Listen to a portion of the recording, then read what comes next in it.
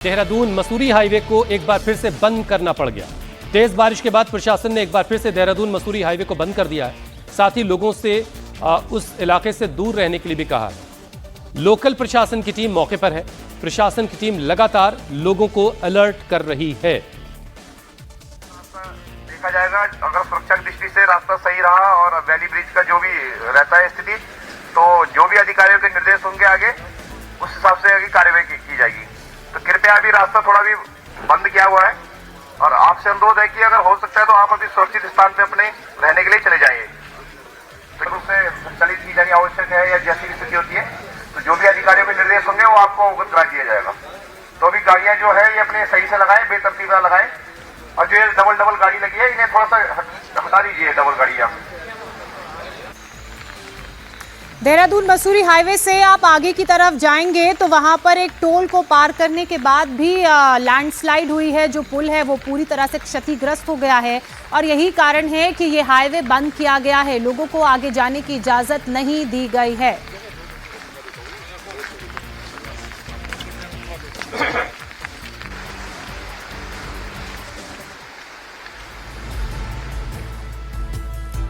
अब अगली खबर का रुख करते हैं। इस वक्त की एक और बड़ी खबर, दिशा पाटनी के घर पर फायरिंग के मामले में बड़ा खुलासा हुआ। पुलिस के मुताबिक दिशा पाटनी के घर पर फायरिंग करने के लिए गोल्डी बराड़ गैंग के 5 शूटर निकले थे, जिनमें से 2 शूटर्स एनकाउंटर में मारे गए हैं, 2 की तलाश की जा रही है।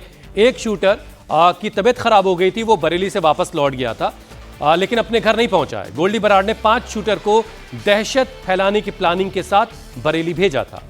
पुलिस सूत्रों के मुताबिक विदेश में बैठे गोल्डी बराड़ और रोहित गोदारा ने अपने हैंडलर्स के जरिए बरेली में 5 शूटर्स भेजे थे। 11 सितंबर को 5 शूटर्स बरेली पहुंचे। ये शूटर्स बरेली के पंजाब होटल में रुके। बरेली पहुंचते ही एक शूटर की कुछ तबीयत खराब हो गई तो वो वापस लौट गया। 11 सितंबर को काले रंग की स्प्लेंडर बाइक में सवार होकर और सफेद रंग की अपाचे बाइक पर बैठकर 4 शूटर्स दिशा के घर के बाहर पहुंचे। उसकी रेकी की स्प्लेंडर बाइक पर नकुल और विजय नाम के शूटर सवार थे। अपाचे बाइक पर एनकाउंटर में मारे गए अरुण और रविंद्र बैठे थे। 12 सितंबर को भी कुल 4 शूटर्स दिशा के घर पहुंचे। रविंद्र ने दिशा के घर पर फायरिंग की। पुलिस ने शूटर्स को ट्रैक करने के लिए 2000 से ज्यादा CCTV footage खंगाले। Uttar Pradesh STF ने अरुण और रविंद्र को एनकाउंटर में ढेर कर दिया, जबकि शूटर नकुल और विजय फरार हैं, उनकी तलाश की जा रही है। ये आप सीसीटीवी फुटेज देख रहे हैं। ये वो शूटर्स हैं जो बाइक में सवार होकर सिविल लाइंस में स्थित दिशा के घर पर पहुंचे थे। कुमार सोनू हमारे सहयोगी इस वक्त हमारे साथ जुड़ चुके हैं। कुमार, कुल 5 शूटर्स बताए जा रहे हैं, जिनमें से 2 का एनकाउंटर हो गया है, लेकिन 2 अभी भी ऐसे हैं जिनकी तलाश जारी है।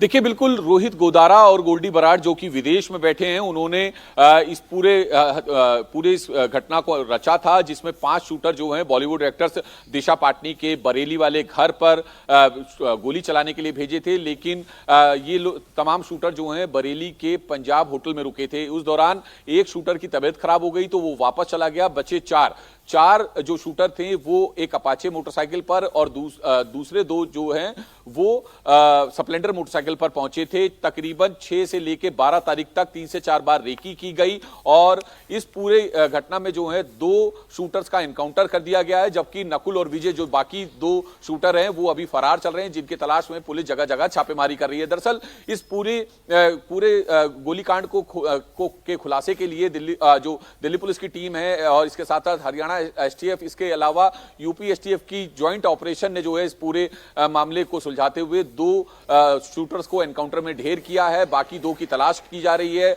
तकरीबन 2000 से ज्यादा सीसीटीवी खंगाले गए ताकि उनका पूरा रूट, उनका आना और उनका वापस मौके पर गोली को चलाकर मौके से फरार होना, इस पूरे ट्रैक को खंगालने के लिए, पूरे ट्रैक को एस्टेब्लिश करने के लिए, पूरे रूट को एस्टेब्लिश करने के लिए तकरीबन 2000 से ज्यादा सीसीटीवी खंगाले थे। फिलहाल पुलिस जो है बाकी, और इसका नतीजा ये हुआ कि दो जो अपराधी हैं उनको ढेर कर दिया गया है। बाकी 3 की तलाश पुलिस कर रही है और बहुत जल्द पुलिस का दावा है कि वो इन 3 अपराधियों तक भी पहुंच जाएगी। बहुत बहुत शुक्रिया कुमार हमारे साथ जुड़ने के लिए। उत्तर प्रदेश के एसटीएफ चीफ और ADG law and order Amitabh Yash ने इस एनकाउंटर को लेकर पूरी खबर दी, पूरी जानकारी दी। उन्होंने बताया कि यह encounter UP STF Delhi police का ज्वाइंट ऑपरेशन था। गाजियाबाद में बदमाशों के होने की खबर मिली थी। अमिताभ यश ने बताया कि गोलीबारी की घटना के बाद पुलिस ने सीसीटीवी फुटेज की जांच की थी और खुफिया जानकारी, खुफिया इनपुट से इकट्ठा किए, पड़ोसी राज्यों के रिकॉर्ड से मिलान भी किया, तब जाकर शूटरों का पता चला। इन बदमाशों ने इस घटना को अंजाम देकर और उसके बाद फिर सोशल मीडिया में इसका प्रचार कर यूपी पुलिस के कानून व्यवस्था को बड़ी चुनौती दी थी। इस घटना को एक चैलेंज के रूप में लेते हुए उत्तर प्रदेश पुलिस ने इसको वर्कआउट करने की कोशिश की और लगातार अभिसूचना संकलन किया। आसपास के प्रदेशों की पुलिस से भी मदद ली गई और उनके क्राइम रिकॉर्ड्स का अवलोकन किया गया। इससे जो भी जानकारी मिली उसका लगातार अनुश्रवण यूपी पुलिस की टीमें कर रही थी।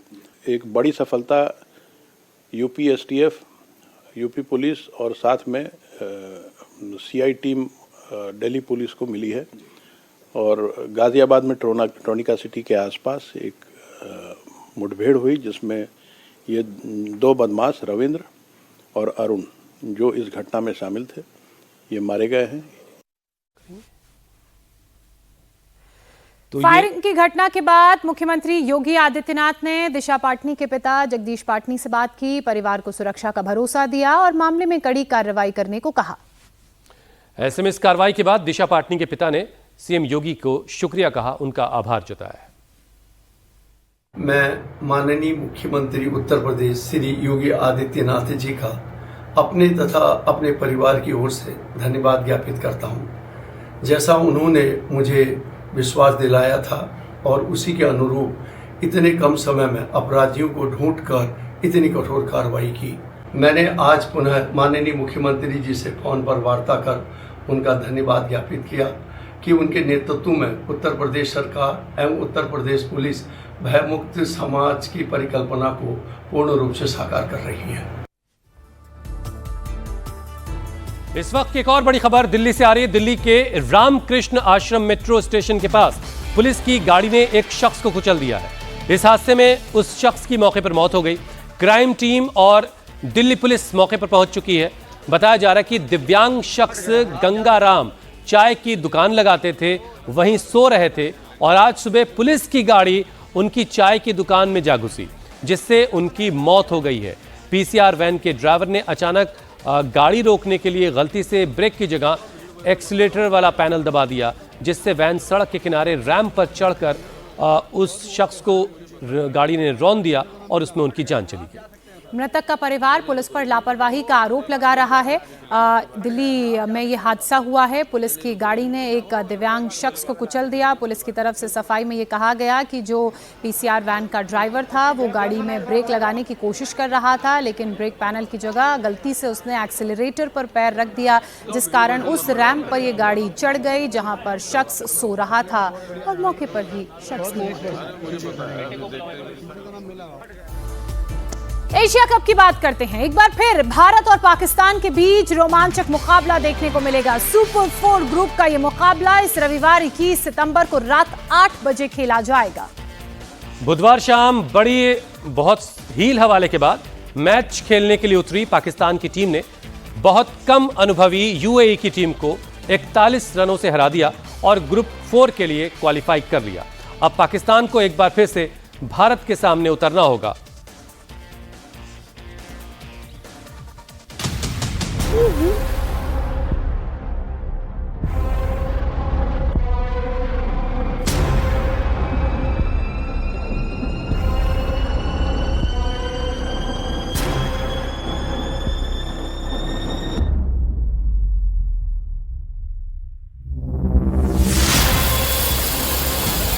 भारत माता की।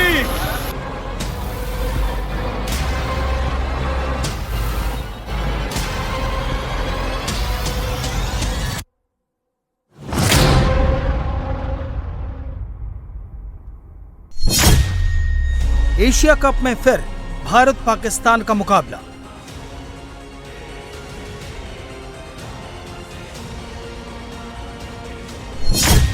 पाकिस्तान की फिर होगी इंटरनेशनल बेइज्जती।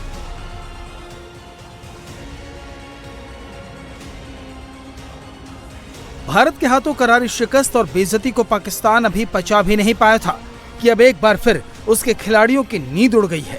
उसकी वजह है एशिया कप में ग्रुप 4 का मुकाबला। एशिया कप के इस शेड्यूल पर नजर डालिए। 21 सितंबर रात 8 बजे, यही वो तारीख है जो पाकिस्तानी क्रिकेटरों से लेकर वहां के सियासतदानों की नींद उड़ाने वाली है। यूएई की टीम को हराने का जश्न भी पाकिस्तानी टीम ठीक से मना नहीं पाई थी कि उनके सामने ये नया शेड्यूल आ गया। रविवार को खेले गए मैच में भारत के खिलाड़ियों ने हाथ नहीं मिलाया तो पाकिस्तान की भारी बेइज्जती हो गई। इसलिए पाकिस्तानियों के मन में हार से ज्यादा खौफ बेइज्जती का बैठा हुआ है। इसकी झलक बुधवार को यूएई के साथ खेले गए मैच से पहले भी पाकिस्तानी खिलाड़ियों के चेहरे पर साफ साफ दिखी। दुबई से लेकर लाहौर तक पाकिस्तानी परेशान थे।